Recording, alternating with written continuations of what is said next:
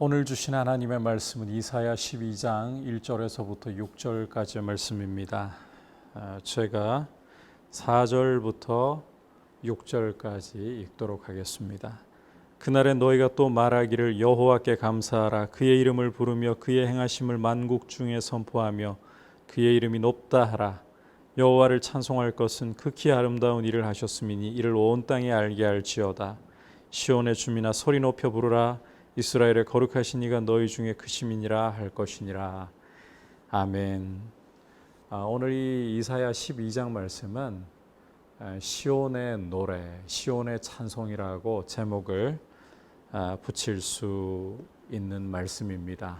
이 말씀에서 아주 중요한 표현 중에 하나가 1절과 4절에 등장하고 있는 그날이라는 표현입니다. 이 그날은 어떤 날을 가리키는가?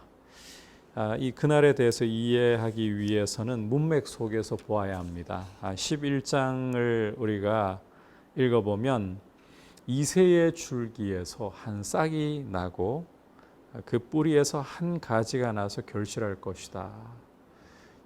이새는 다윗의 아버지죠. 다윗의 집안에서 한 아들이 태어난다는 거예요. 그리고 그 위에 이 태어날 아들 위에 여호와의 영이 임하셔서 여호와를 경외함으로 즐거움을 삼고 눈에 보이는 대로 귀에 들리는 대로 판단하지 않고 공의로 판단하고 공의로 심판하고 그 통치를 나타낼 것이다. 이 다윗 언약에 기초해서 장차 메시아가 오실 것을 예고하는 말씀이 바로 이사야 11장입니다.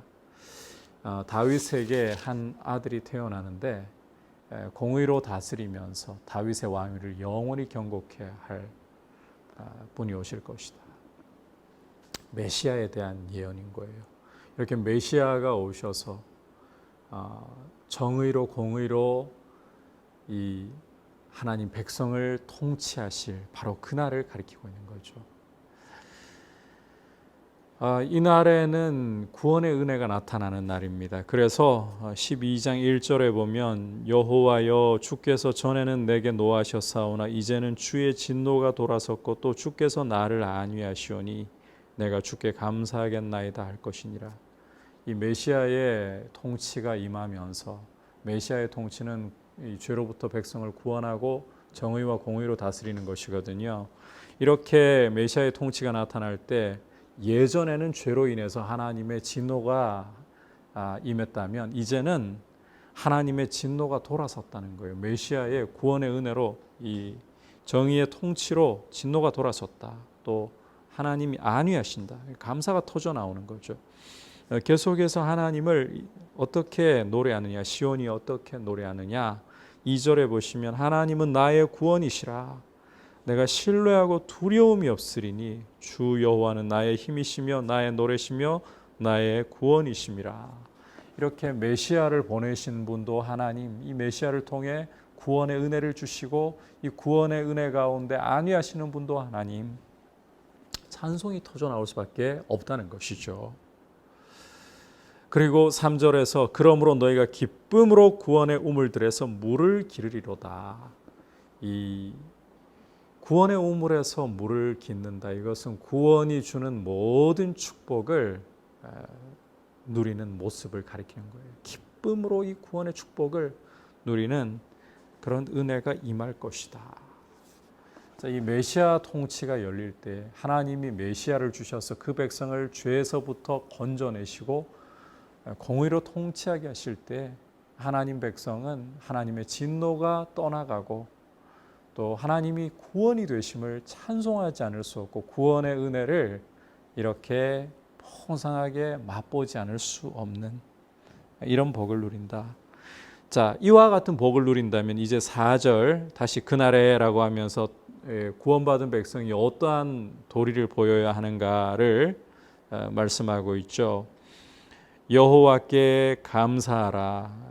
이 시온 백성이 이렇게 말한다는 거예요. 여호와께 감사하라. 그의 이름을 부르며 그의 행하심을 만국 중에 선포하며 그의 이름이 높다 하라. 여호와를 찬송할 것은 극히 아름다운 일을 하셨으니 이를 온 땅에 알게 할지어다. 자, 하나님의 백성들이 이 구원의 은혜를 입고서 이제는 이 구원의 은혜를 자신들만 찬송하면서 누리는 것이 아니라 이것을 열방 가운데 온 땅 가운데 선포하는 이런 일을 하게 될 것이고 이것이 마땅하다라고 지금 선포를 하고 있는 것입니다. 이 예언의 말씀은 바로 예수 그리스도 안에서 이루어졌죠. 이새의 이 줄기에서 난 싹, 바로 예수 그리스도를 가리킵니다.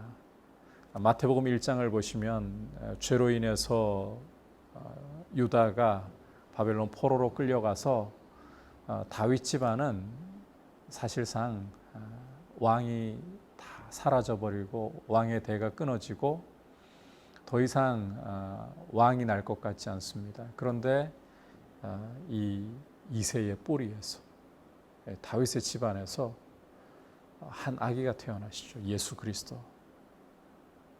이 아기를 가리켜서 성령으로 잉태된 동정녀의 몸에 성령으로 잉태된 이 아기를 가리켜서 하나님께서는 천사를 통해서 요셉에게 현몽하시기를 이름을 예수라 하라. 왜 예수라 하느냐?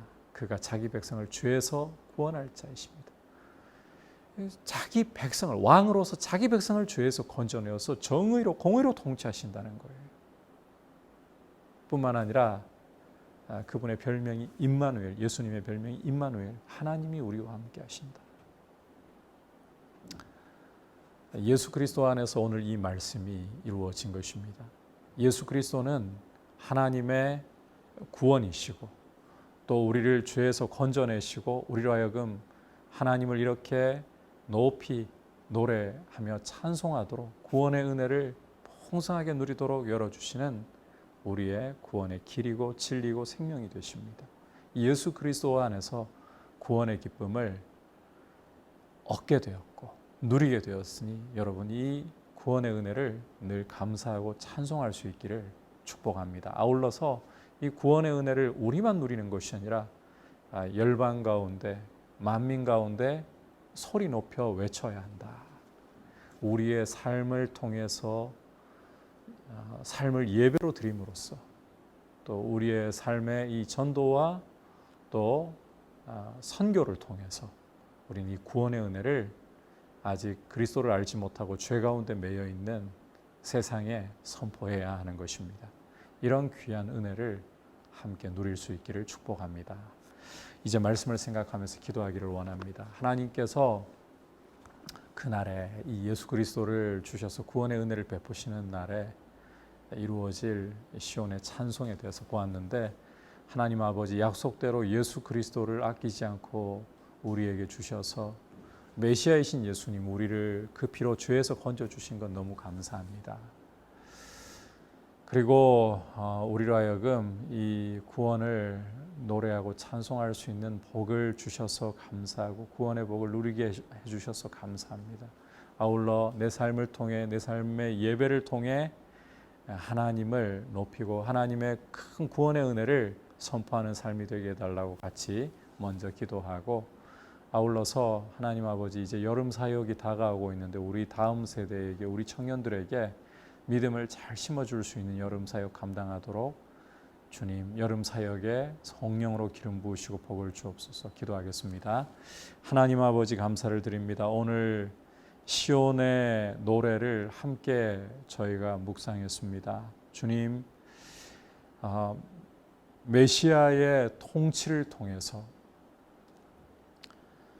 그 통치를 받은 시온이 하나님의 구원을 노래하고 감사하는 그리고 또 그 구원의 축복을 누리는 모습을 저희가 보고 또 이 구원을 누리는 백성으로서 시온이 만민 가운데 하나님의 크신 일을 그 구원의 은혜를 선포해야 한다는 것을 보았습니다.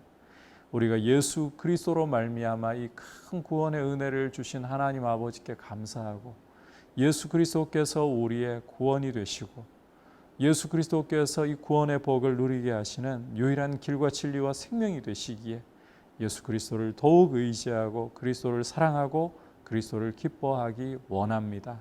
아울러서 이 구원의 은혜를 풍성하게 맛본다면 하나님의 구원이신 이 예수 그리스도를 우리의 삶 가운데 삶의 예배를 통해 드러내고 선포하고 전하게 하여 주옵소서.